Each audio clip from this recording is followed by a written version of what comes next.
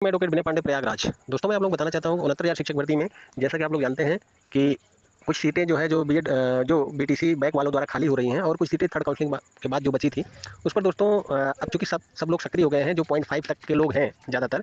तो दोस्तों अब इसमें भी बीएड बीटीसी वाले जो है आमने सामने आ गए हैं। बीटीसी का ये दावा है कि इसमें बीएड नहीं आना चाहिए, ये खाली जो है बीटीसी का हक है, चूंकि सुप्रीम कोर्ट का जजमेंट देवेश शर्मा में है कि अब आगे बीएड की नियुक्ति नहीं हो सकती है।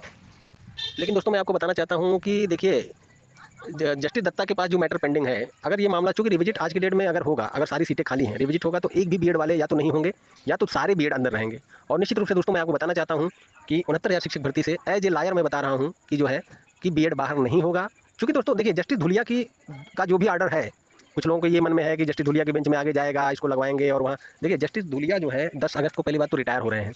दूसरी बात दोस्तों, जस्टिस दत्ता को बेंच सुपुर्द किया गया है, चीफ जस्टिस द्वारा नॉमिनेट किया गया है, इसलिए वही बेंच जो है इस मैटर को डिसाइड करेगी।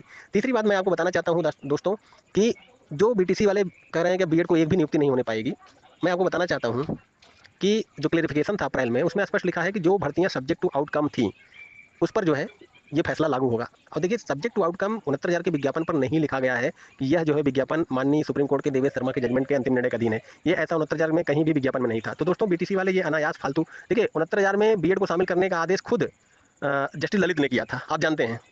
इसके बाद मान लीजिए धुलिया ने जो है देवेश शर्मा में जो है जस्टिस धुलिया ने जो है बाहर कर दिया बीएड को। तो आप बताइए दो जजों की पीठ का ऑर्डर, दो जज की पीठ बाद में काट दी, तो क्या दो जजों की पीठ का धुलिया का ऑर्डर जस्टिस दत्ता नहीं काट सकते? दोस्तों ऐसा हो ही नहीं सकता कि बीएड 69,000 से बाहर हो जाए। आगे की भर्तियों के लिए बिल्कुल भी जो है ये नहीं कहा जा सकता, ये कहा जा सकता है कि जब तक देखिए एनसीटी कोई नया नोटिफिकेशन नहीं लाएगी तब तक जो है, हालांकि हमें उम्मीद है इसीलिए भर्तियां नहीं आ रही हैं, हो सकता है कि बीएड को भी शामिल कर ले, क्योंकि जो है जो नई शिक्षा नीति है उसमें जो है बीएड ही सर्वमान्य डिग्री है प्राइमरी से लेकर प्रोफेसर तक की। तो दोस्तों इसलिए मैं आपको बताना चाहता हूँ कि एनसीटी जो है नया नोटिफिकेशन लाएगी और 2027 के मुझे लगता है कि पहले जो है भर्ती आएगी। और जो ये धरना प्रदर्शन वगैरह नई भर्ती के लिए हो रहा है, ये सब भर्तियों के लिए इससे बड़ी बड़ी धरना प्रदर्शन हुए हैं। सरकार को आप बाध्य नहीं कर सकते कि आप मतलब कि वो निकालिए भर्ती। सरकार के पास भर्ती की कमी होगी तो सरकार निकालेगी। और यदि आज की डेट में दोस्तों जितने भी प्राइमरी स्कूल हैं आप देखेंगे तो अगर मिलान करेंगे तो 30:1 में टीचर कहीं अधिक है, सरप्लस है। तो दोस्तों मैं आपको ये बता, आप और हम अपने बच्चों को वहाँ एडमिशन कराना नहीं चाहते प्राइमरी में और टीचर बनना चाहते हैं। आप खुद अपने अंदर झांकिए, तो आखिर क्यों? तो जब टीचर शिक्षकों की मतलब टीचर बच्चों की जो है संख्या ही नहीं बढ़ेगी तो टीचर कहाँ से भरे जाएंगे? तो ये सरकार की भी गलती नहीं है, हमारी आपकी भी गलती है जो हम जो है शिक्षा अपने बच्चों को प्राइमरी में नहीं पढ़ाना चाहते हैं और नौकरी चाहते हैं प्राइमरी की। दूसरी बात मैं आपको दोस्तों यहाँ मुद्दा अलग हो जा रहा है। हमारा मुद्दा यह है कि बीएड को जो है 69,000 से बाहर करने के लिए कुछ लोग जो बीटीसी हैं अब वो जो है झंडा उठा लिए हैं। अरे भैया, सुप्रीम कोर्ट कि दो जजों की पीठ का आर्डर ललित का आर्डर दो जजों की पीठ सुधांशु धूलिया ने पलट दिया, तो क्या आपको ये लगता है कि दो जजों की पीठ का जस्टिस दत्ता फिर से नहीं वो करेंगे? दूसरी बात दोस्तों, ये जो देवेश शर्मा का जजमेंट है स्पेशली 69,000 के लिए नहीं आया है। उन्होंने जो है क्योंकि अलग अलग भर्तियां अलग अलग टाइप की हैं अलग अलग राज्यों में, और सब्जेक्ट टू आउटकम अपनी जो है अपना मैटर नहीं था। अपने विज्ञापन में कहीं नहीं लिखा था कि माननीय सुप्रीम कोर्ट के देवेश शर्मा के निर्णय के अधीन होगा ये विज्ञापन। तो दोस्तों इसलिए ये सारी चीज़ें भूल जाइए। बीटीसी वालों को अगर लगता है कि बीएड को बाहर करा देंगे, मैं आपको कह रहा हूँ 69,000 में यदि एक भी बीएड रहेगा तो सारे बीएड रहेंगे। अगर अगर या तो फिर संपूर्ण जो रिविजिट होगा सबको जो नियुक्ति पा चुके हैं उनको भी बाहर कर दिया जाए, क्योंकि आज की डेट में फिर नए सिरे से नियुक्ति होगी तो फिर नहीं हो सकती। तो दोस्तों सुप्रीम कोर्ट है, सुप्रीम कोर्ट अपने ही आदेशों का पुनर्अवलोकन करता है और उसको पावर भी है संविधान में। सुप्रीम कोर्ट अपने तमाम जजमेंट को उलटती पलट, हाई कोर्ट देखिए सुप्रीम कोर्ट के आर्डर को मानने को बाध्य है। सुप्रीम कोर्ट की एक पीठ दूसरी पीठ के आर्डर को मानने को बाध्य नहीं है। हाँ मान सकती है, लेकिन ये जरूरी नहीं है कि वो अगर चाहे तो उसमें संशोधन भी कर सकती है। जो लेटेस्ट जजमेंट होता है वही माना जाता है, और लेटेस्ट जजमेंट अगर जस्टिस दत्ता का होगा कि 69,000 में बीएड नहीं बाहर होगा तो निश्चित रूप से बीएड। फिलहाल तो दोस्तों ये दिवा स्वप्न देख रहे हैं जो बीटीसी वाले, उनसे जो है मैं आपको बताना चाहता हूँ उनकी बातों में ना आइए। ये सिर्फ और सिर्फ अपना चाहते हैं कि वो चाहे कितने भी कम गुणांक हो, बीएड वाले एक भी ना आए और उनका सबका हो जाए।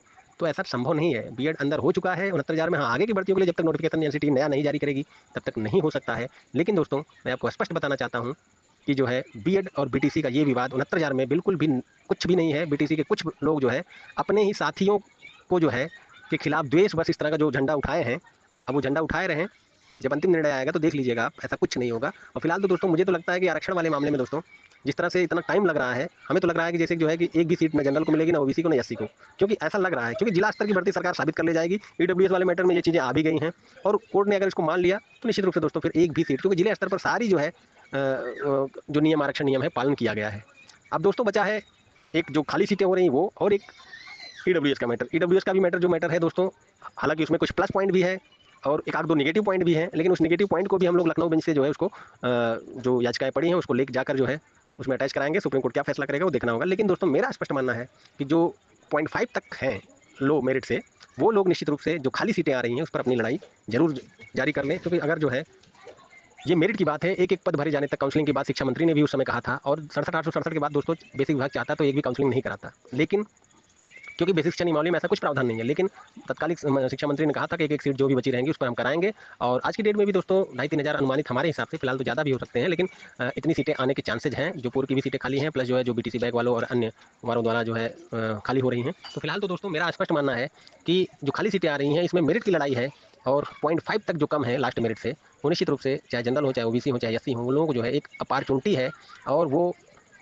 समय पर अगर याचिका फाइल कर देंगे, क्योंकि दोस्तों अगर समय पर आप याचिका नहीं फाइल करेंगे तो निश्चित रूप से आपको कोर्ट सुनेगी नहीं, फिर आपको जो है खारिज करने के लिए बहाने खोजेगी और सरकारी अधिवक्ता भी कहेंगे कि ये जो है इतने दिन तक सोते रहे, बाद में जो है आके याचिका फाइल कर दिए। तो दोस्तों देखिए, निर्णय कब हो, 6 महीना बाद हो चाहे जब हो, लेकिन आप जुलाई में इसको याचिका फाइल कर दीजिए। मैंडेमस फाइल करना है, मैंडेमस के लिए दोस्तों आपको जो है पहले एक प्रत्यावेदन देना पड़ेगा सचिव के नाम पर और मैंने प्रत्यावेदन का प्रारूप कल जो है ग्रुपों में और यूट्यूब वगैरह पर डाला था। आप लोग उसको देख लीजिए और उसी को जो है सेम जो है टाइप करा के 20 रुपये लगेगा पेज हिंदी टाइपिंग का, उसको जो है टाइप करा के आप सचिव बेसिक शिक्षा परिषद कार्यालय प्रयागराज, आप जो है वहाँ लिखिएगा सचिव बेसिक शिक्षा परिषद कार्यालय प्रयागराज, पिन कोड है 211001, चूँकि जो है आप पोस्ट करेंगे तो उसमें पिन कोड लगता है, तो पिन कोड है 211-001।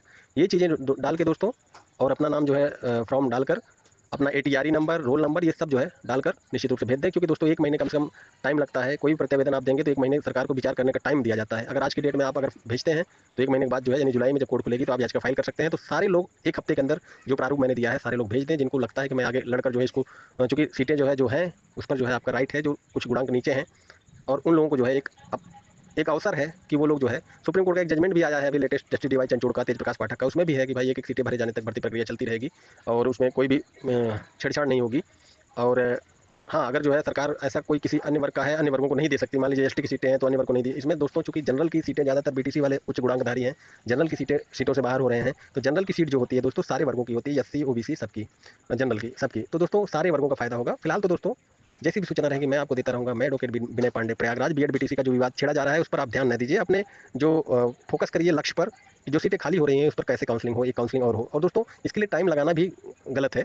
हाँ, ये अलग बात है कि सुप्रीम कोर्ट से जो निर्णय आएगा जो है उस पर जो है उसके तब तक जो है सरकार कुछ नहीं करेगी, भले आप यहाँ से आदेश ले लीजिए। लेकिन दोस्तों सुप्रीम कोर्ट में जो मामला पेंडिंग है आरक्षण वाला, उस वो मामला कभी भी निर्णय आ सकता है, क्योंकि जस्टिस दत्ता जो है जिस दिन भी टेकअप हुआ मामला उसी दिन वो निर्णय कर सकते हैं। दूसरी बात दोस्तों ये है कि सुप्रीम कोर्ट का निर्णय जब तक आएगा तब तक इधर हाई कोर्ट में आप काउंटर रिजॉइंडर और फाइनल बहस होने में 4-6 महीने लग जाएंगे, लेकिन आप समय पर जो है अगर केस फाइल किए रहेंगे तो ही कोर्ट सुनेगी हाई कोर्ट, अन्यथा आपको खारिज कर देगी कि आप समय पर कोर्ट क्यों नहीं आए। तो इसलिए समय पर जुलाई में फाइल करना जरूरी है, लोहा गर्म है, इस पर जो है आपको जो है बस अपना हथौड़ा मारना है और अपनी सीटें जो है जो बची हैं उस पर काउंसलिंग कराकर नियुक्ति प्राप्त करना है। ये आखिरी अवसर है, जो वो लोग जो कि उनका एज जो है 40-45 साल हो गया है और वो लोग भी जो बीएड धारी हैं, लास्ट अपॉर्चुनिटी है उनके लिए। धन्यवाद दोस्तों, जैसी सूचनाएं रहेंगी मैं आपको देता रहूंगा। मैं एडवोकेट विनय पांडे, प्रयागराज। सारे लोग प्रत्यावेदन भेज दीजिए जुलाई में फर्स्ट वीक में।